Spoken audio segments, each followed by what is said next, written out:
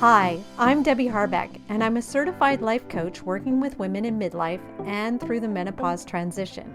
So each week, I'll be sharing the latest information, inspiration, and generate some momentum so you can move forward and feel more in control of your changing midlife body and your life. Let's go. Hi, and welcome back to the podcast. And I'm very excited today because I've got a super special episode. I'm looking back at the podcast. So I've got 77 episodes out there, and I wanted to look back and look at the ones that you love the most. And a lot of them happen to be the ones I've loved the most. So I can tell by the downloads which ones have been popular. And I wanted to bring them here to give you a little clip of each one of them because they were special and it's been a really exciting time. So the very first episode I'm going to introduce you to is Courtney Boyer's episode. It was episode 16. She's a relationship and sexuality expert, and she shares a lot about pleasure. And I just love what she has to say. So here's Courtney. And so I think when women are brave enough to admit, like, my marriage may look flawless, or my house, or everything's Pinteresty and we look like the perfect couple and everything's great. When they're brave enough to admit, like, you know what, like, actually, I don't really enjoy sex that much. And it's just another thing on my to-do list. I think that is one of the most bravest things that a woman can do, is to really admit that she is not satisfied sexually. And I think that there's a fear of like, oh my gosh, but then I'm going to, I'm pointing fingers at my partner and that they're a great person and all of these things. And it's really not about the other person. It's not our partner's responsibility to give us pleasure. Like, it is our responsibility to advocate for the things that we desire and the things that we believe give us pleasure. And then in collaboration with our partner, then we're able to achieve those things. But a lot of times we've never had those, like, really awkward, to be honest, because most people don't have conversations about this with their partners. We have to be brave enough to bring this up with our partner. But first, we have to be brave enough to admit, like, maybe I'm not as happy or fulfilled or sexually satisfied as I thought I was. If you can say, by looking at yourself in the mirror, I am worthy and deserving of good and pleasurable things, and you don't feel resistance anywhere in your body when you say that, or you're not able to complete the sentence without crying or without looking away or shutting your eyes, then that's a place that you should start and tune into that and see. Because our bodies don't lie. I think a lot of times that is one of the reasons why we disconnect from them, is because we know how powerful of a messenger they are to us. Our bodies are always speaking to us intuitively and like giving us a nudge here, or like just pulling back, or like, man, this isn't settling with me right, or like, oh, my gut's telling me this, or like I feel some tension, but when we disconnect from our bodies, we lose that ability, and we really divorce ourselves from the magic that lies within us as women. And so I think when we start to come home to ourselves and reconnect those wires between the mind and the body, like, incredibly powerful things happen. Our sexuality, where our sexual energy is housed in our body, is such a powerhouse. That is where we birth inspiration and passion and desire, excitement, joy. Like, those things come from the same place that sexuality does. And so what better way to disempower women than by disconnecting them from their bodies? And so I really see us coming home to our bodies as an act of resistance against those forces of power who seek to control and oppress women.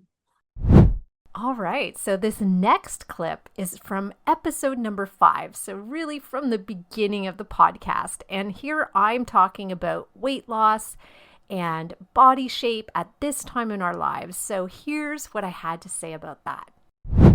And one big fact that I think we need to face in midlife is that your body shape will likely change, and maybe it's already changed. Not directly because of what you're doing or not doing, but mostly because your hormones are changing. Because estrogen and progesterone are declining and diminishing, the shape of your body will change. And the reason for that is that where you store fat changes with the decline of these hormones. So you'll start to notice that any fat you do gain will likely be stored around the middle of your body and much less around the hips, the butt, and the thighs where it probably did before. So you're going to start looking more apple and less pear in fruit terms. This is actually considered normal at this time of your life. It's normal to gain weight around the middle. It's normal to lose lean muscle mass and to lose bone mass. But normal doesn't mean there's nothing to be done. Normal just means that that's what's been observed for the average female going through the menopause transition. So you can do something about this, because what we also know right now is that no matter what your age or stage of life, you can build muscle and you can build bone and you can lose fat. So you can change your body shape if you choose to. All right, so along the same lines, along the weight loss lines, I'm talking about episode 18 now. I had Amy Wilson on the podcast. She is a pharmacist and she was talking about Ozempic and Wegovy and these other weight loss drugs. So here's what she had to say about that. We've looked at forever trying to find a cure, but there's no cure for being overweight. A medication is not a cure, it's a treatment. But we're wanting, I hate saying the easy button, and I understand because I'm over 50, going through menopause, the fluffiness. You do everything that you think that you're doing is right, and you want something that is going to work. And when you take this medication, this weekly injection, yeah, it does work. But the problem is there's also side effects that go along with that medication. That's where I have issues, is that this medication, not only is it being used for diabetes, which is great, but now it's being used as a weight loss drug. Some people it's needed. A lot of people, maybe not so much. It's the one thing that people will gravitate towards because they don't have to think about it. You don't have to think about what you're eating. It's you don't have to think about it. And all of a sudden you're losing weight. And and probably your audience knows, when we've lost weight before, that feeling is amazing and it's so addictive. But the problem is with this is that the side effects. So the side effects are nausea, vomiting, diarrhea. Most people are like, oh, you know what? I can deal with that. The other side effect is what's called gastroparesis. It's the total shutdown of your GI tract. It's not reversible. And the other problem is that most likely this is a medication that you will have to be on for years. We don't know what happens in 4 years. The other problem is that once you go off of it, we have seen the weight come back, and it comes back fast. It's almost throwing your hands up in the air and going, okay, nothing works. Why don't I go on Wegovy or Ozempic? But I really don't want to. What can I do? Please, please, please know that you are, one, amazing, and two, you are not meant to chase skinny. And I say chase skinny because we have to start changing our behavior and our thought process that skinny equals happiness. That if you get to a certain weight, that the sky will open up. I always say rainbows, unicorns, and Hello Kitty. That's not the case. Think about things before. When you got to a certain weight, you thought everything would be great, and it's not. So when we start looking at the inside out and we start thinking about health instead of scale, when we start thinking about being strong instead of skinny, when we start thinking about building muscle instead of hours of cardio, and we start thinking about how we're fueling our body by how it serves us, it's a huge turning point. All right, so the next episode I'm bringing here is episode 28. It was with Julieanna Hever, and Julieanna is a plant-based dietitian. She's written 9 books, and she shares with us about the healing properties of a plant-based diet and exactly what that means to have a plant-based diet. She also talks about here in this clip about getting stronger bones and how we can get calcium from our foods, not dairy foods, but other foods. So I really love what she had to say about this. So here's Julieanna. So a whole food plant-based diet which is I would define as a diet based on vegetables, fruits, whole grains, legumes, mushrooms, nuts, seeds, herbs, and spices. I like to say in infinite tasty combinations because there's so many delicious options and food has to be delicious. And I don't even like to use the words like vegan or vegetarian because it is more of an exclusive definition of what you don't eat. Rather, I like to include what you're really trying to focus on in your diet.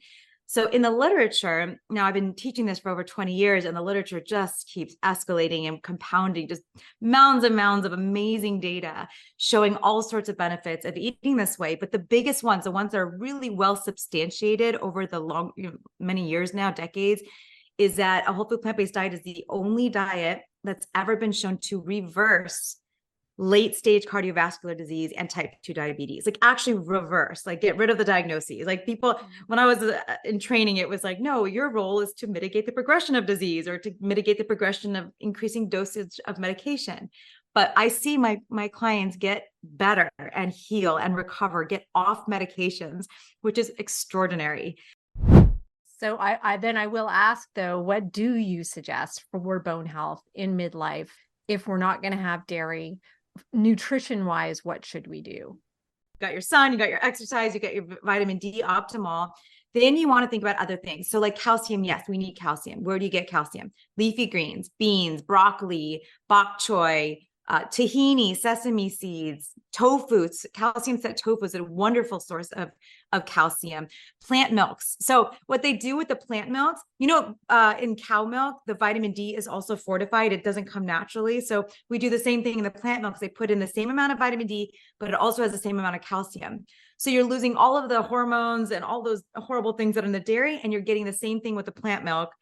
With that, so it's like a win-win situation. So that's a great source as well. Figs are great, almonds are great, almond butter, those kind of things. So take in, women need about 1,000, depending on your age, to 1,200 milligrams a day. It's not that hard to do if you're thinking about it and you're just looking for those foods. You have a choice. But the three parts of that modern day trifecta, this is important. One is that we're adapted to survive and eat as much calories as we can, which is a survival instinct, primal. We can't get around that. That's not our fault. That's how we're made. The second part of that is that there's temptation everywhere, nonstop, all the time, everywhere, all day long, no matter where you go. But the third part of this that I think is the hardest part is that it is normalized to overeat, and it's normalized to overeat bad food and unhealthy food. And you're the weird, like I'm still 20 years of eating this way and teaching this around the world. And my family's still like pressuring me. And my friends still like, well, are you sure you're not hungry? Are you sure you don't want dessert? It's unbelievable. That's what I really spend a lot of time with also with my clients is navigating our insane world where you're the weird one if you're not having dessert or you're not having that double cheeseburger or whatever. So I think that it's important to say, instead of saying it's not our fault, well, no, our biology is a certain way and our environment is crazy. How do you stand in your truth for what you want and take the accountability for your choices? It's not easy, but that's everything. So for this next episode, I'm bringing you to episode number 44, which I called Wine and Why Not, and how alcohol is now marketed to women, especially in midlife, and how we are the biggest growing demographic in terms of drinkers. So I'm excited to share a little bit about this episode with you. And when you look at it, not only are there memes out there normalizing it, but there's kind of this perfect storm of conditions as to why women in this age group are drinking more. One of them being, and maybe the biggest one, is that our roles have changed as women in the past several decades. We've taken on more responsibility of work, but still maintaining a lot of the responsibility at home and with the kids. So in short, we're probably more stressed and overwhelmed than ever before. Another reason is that alcohol feels like a quick and easy way to relax within the comfort of your own home. And yes, it does. It does feel good at first. Another one is that the alcohol industry is catering more to women than ever before. There are all kinds of spritzes and cocktails and wine that are marketed specifically to us. And I also believe with technology and of course with the pandemic that we've just been through, we feel more isolated and alone, even if we're in relationships. So having a glass of wine at the end of a day feels like an escape from that. So for me personally, working with women to help lower their drinking. I think that finding things to do instead of drinking, things that help them relax, like reading, listening to books or music, doing activities like walking or yoga, these things can really help. But also, I think spending time with other people, especially others that don't drink, is a huge support.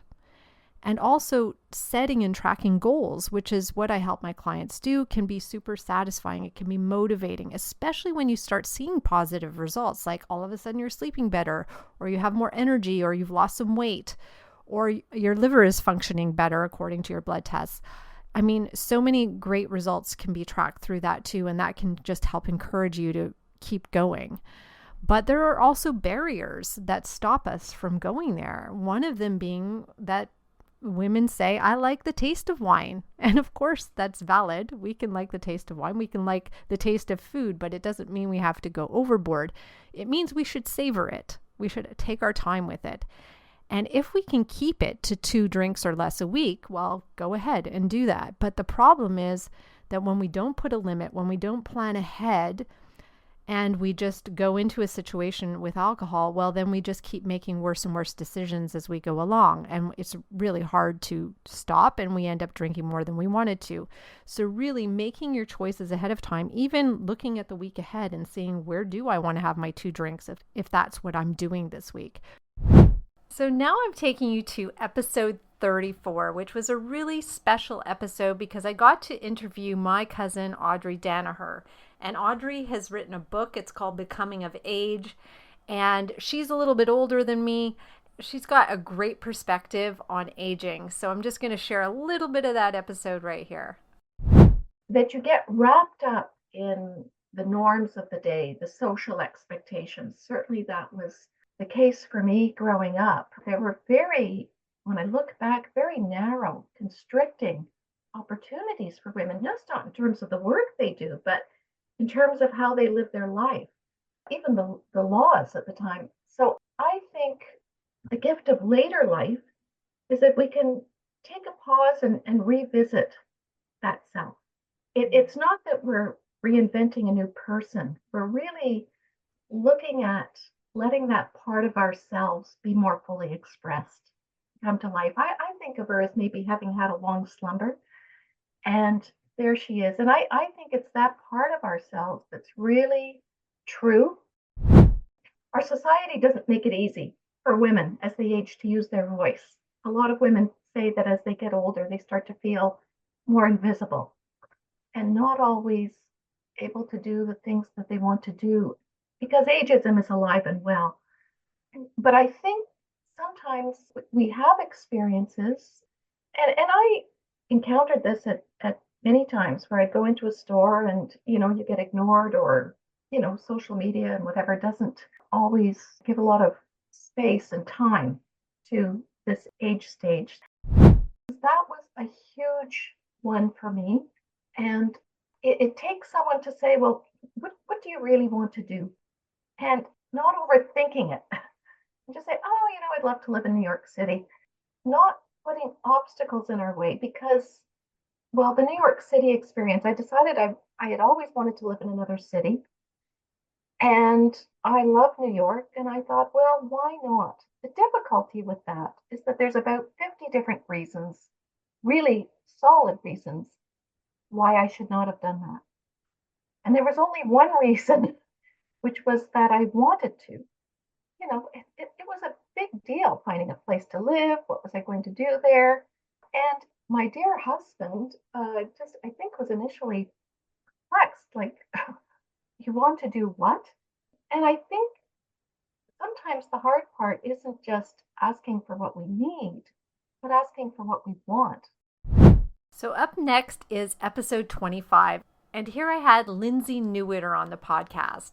Lindsay is an Alexander Technique teacher and teaches us about posture and why it's so important. So here's what Lindsay has to say. Is that a lot of people are interfering with their head and neck, and that tends to impact the whole body. So the best example that most people can usually relate to is looking at the phone and like they kind of drop the whole head and neck down, or looking at the screen, sort of pushing the face forward. which you might not notice. Like if you put your hands right on the back of your neck and you push your face forward, you're going to feel the back of your neck scrunches, the back of your head actually. If you're looking at this, you probably see me, I'm kind of pushing the back of my head down into my neck. So those muscles in the back of the neck are really tense. The reason why this particular thing is so important is because your head weighs about 10 to 12 pounds. And for every inch that it goes off center is if you're multiplying the weight by 10. That has an impact on everything below. People often think of posture. It's shoulders. I've got to pull my shoulders back. Actually, it doesn't work. It makes people stiff. You want to be holding your shoulders back. That's kind of another thing. It's like you actually want your shoulders to be able to move. And for them to be able to be balanced, you need your head and neck to be balanced. And that can help your whole spine, your whole torso, everything to be balanced. Well, I've been thinking about this, and I think that the women who come see me who are in that period of life in midlife, and it's a lot of my clients are women in midlife. And I think what distinguishes them is that often there's like this wisdom that's developed or a curiosity about themselves, about their bodies. So it's about like taking care of yourself, but there's also this sort of spark of curiosity. I even had one client say to me recently that she said she went through menopause relatively early and very quickly. And then it was actually like this feeling of freedom after that, and sort of wonder about her own body as she felt it changing, because that process made her more aware of her own body. And again, interested in what she could do to improve it.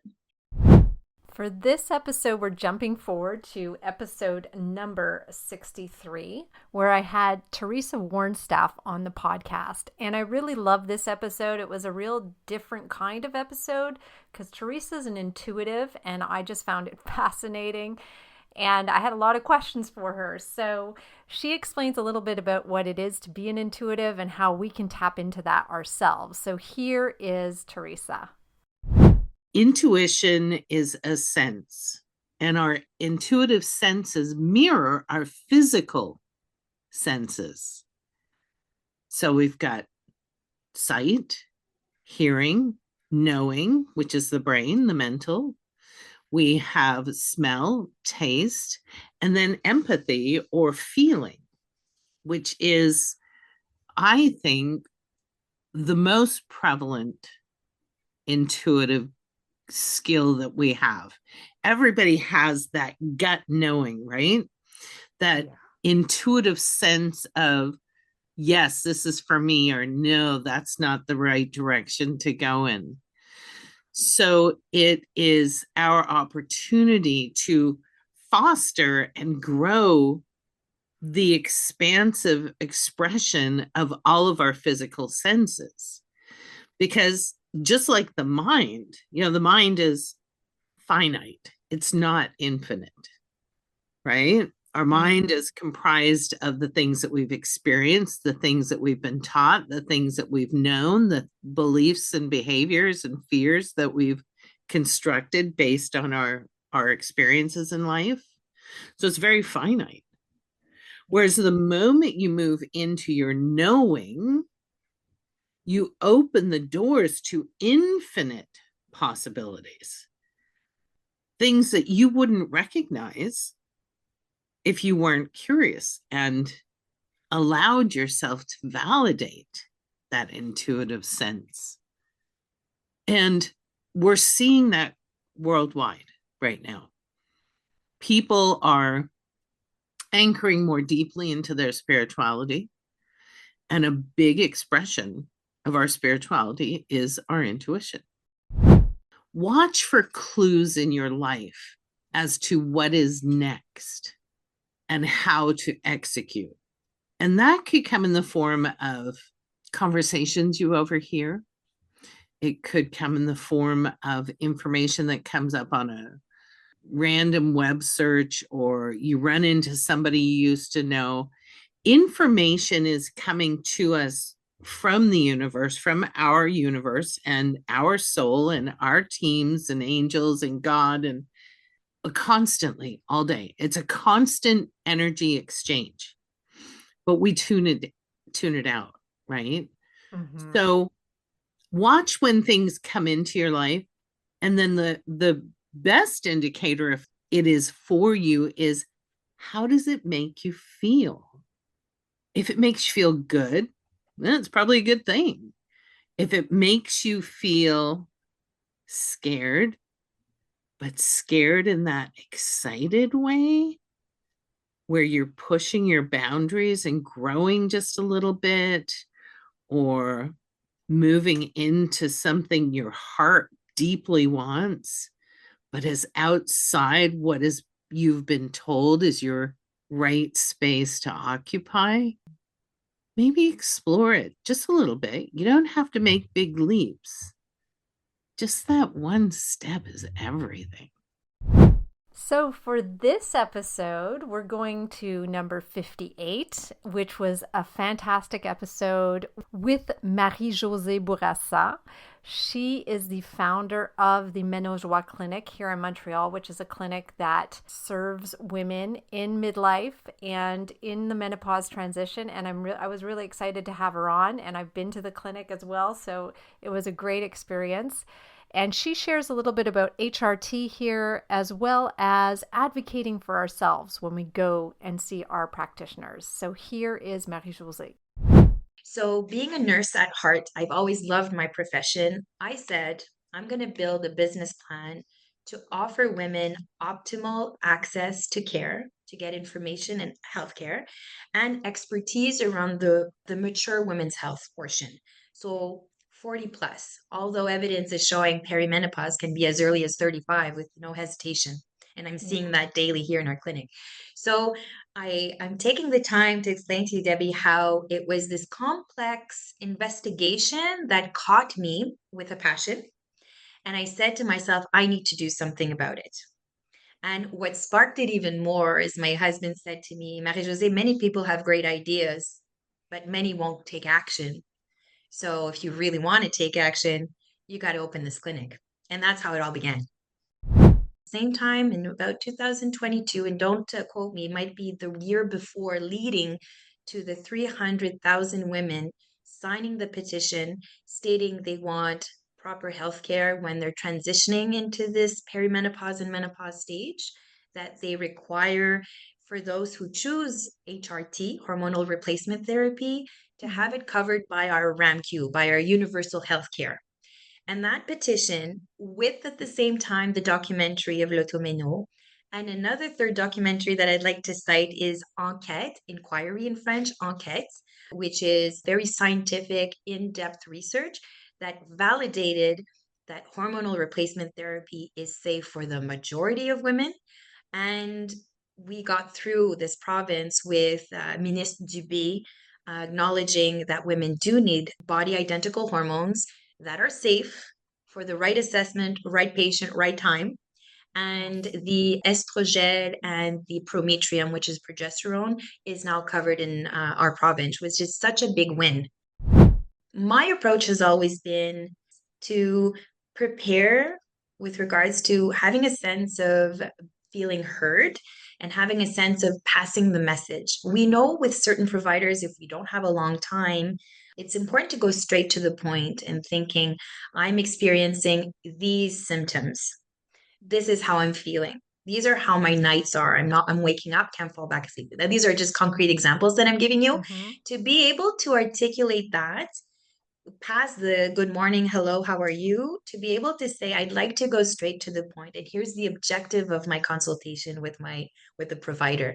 And to go in that sense and say, with my age, with my menstrual cycles, I'm thinking I'm going through perimenopause or approaching menopause. Is there something that can be helpful for me in this time? And then there's a sense of having the exchange with the healthcare professional. So here we are at the final clip I'm going to share, which is from episode 36, which is just with me, and I'm talking about exhausted in midlife. So I share a little bit about my own story here and what happened with me and why I was exhausted in midlife, and a couple of strategies to re-energize ourselves. And in that episode, you can find a guide that I did create to get the 5 strategies that can re-energize you. So feel free to go to that episode and download that freebie. All right, so here is the final episode.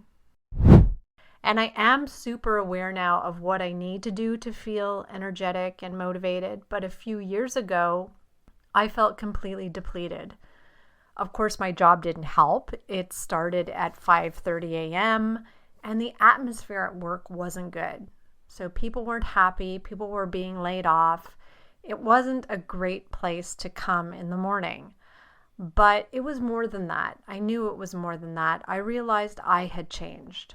I didn't have the same drive and motivation anymore, even in my personal life. And I also felt like I had lost some confidence in myself. And the biggest thing, in fact, for me was that I felt like I was going through the motions. I was really struggling to find the meaning behind everything. And that was really tough because I felt almost like I had a virus that I just couldn't get rid of. But I did. I ended up being able to shake it off. And I did that by putting into practice certain things that I'm going to talk to you about today. The first strategy is sleep. Now, I know a lot of times when we think we're low on energy, we're thinking, oh, maybe I need to move more, or maybe I need to eat better. And yes, although those things are important, sleep is the most important thing you can do. So if your sleep is not great, if you're not sleeping long enough, meaning you're not getting 7 to 8 hours, or you're not getting good quality sleep, this is the first place you should be looking. Just like a meeting, just like a doctor's appointment, you need to have you in your calendar. So if you want to exercise more, put the exercise in your calendar. When is it going to happen? On what days? For how long? Really get clear about it. I know it sounds like work, but it's a lot more work when you don't do it, because then you start getting stressed that it's not going to get done because you haven't done it yet, and then you just don't do it. And that can be on your mind as well. So reduce your stress by actually taking the time to put things in your calendar, even if it's about cooking or going grocery shopping. I know it sounds silly, but when you actually plan and think about these things, they're more likely to get done and you're less likely to be stressed. All right, so thanks for joining me today. And I'm really glad that you've been around for these past 77 and now 78 episodes of the podcast. I'm really honored if you've been listening, if you've been sharing. It really means a lot to me. So I just want to thank you from the bottom of my heart. This is a real journey for me, and it will continue because I've got more guests lined up and more things to share. There always will be. I'm excited for what 2025 has in store for all of us. Take care and bye for now. Thanks for listening to this episode of the Midlife Momentum Podcast. If you want to learn more about working with me, come visit me at DebbieHarbeckCoaching.com. That's Debbie, I-E, Harbeck with a C, coaching.com. See you next week.